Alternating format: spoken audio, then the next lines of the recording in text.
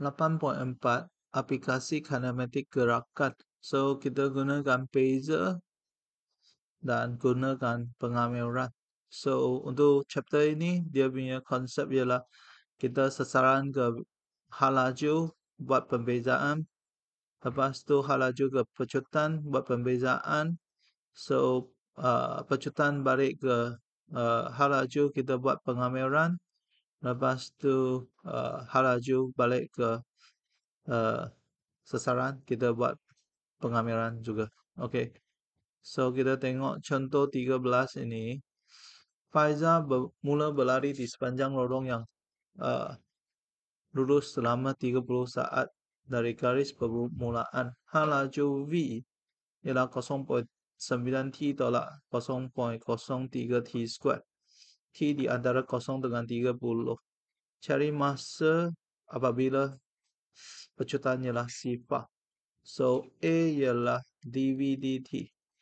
So dia punya A ialah 0.9 tolak 0.06 T. So pecutan sifar. So 0.9 tolak 0.06 T sama 0. So 0.9 sama dengan 0.06 T. Okay. So T ialah 0.9 bahagi dengan 0.06. So dia adalah 90 bagi 6, dia adalah 15. Okay. Saat. Jarak, jumlah jarak yang dilalui oleh Faizah. So S ialah kamil V dt.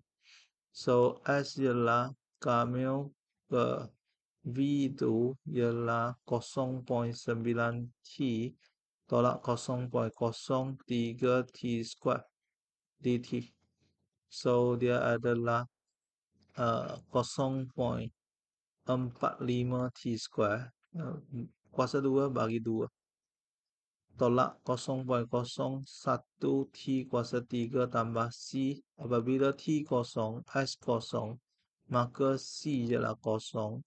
So dia punya S ialah 0.45 T square tolak 0.01 T cube. So kita nak semak dulu dia berhenti di mana, dia ada henti tak sepanjang ini. So V sama dengan kosong. So 0.9 T tolak 0.03 T square sama kosong. So kita faktorkan 0.9 T. 1 tolak 0.03 bahagi 0.9 itu 1/30 T square. T sama 0.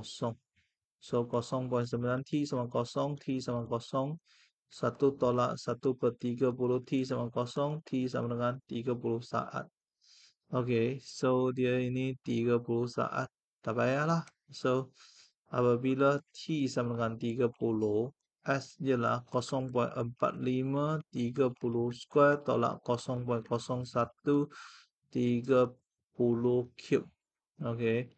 So 0.45 X square tolak 0.01 X kuasa 3 ganti dengan 30, kita dapat 135 meter. Okay. So tengok jawapan yang diberi. So 15 saat 135. Dia tak check dia berhenti ke tidak. Bahaya, kena check dia berhenti ke tidak. Okay. So latihan sendiri di video yang seterusnya.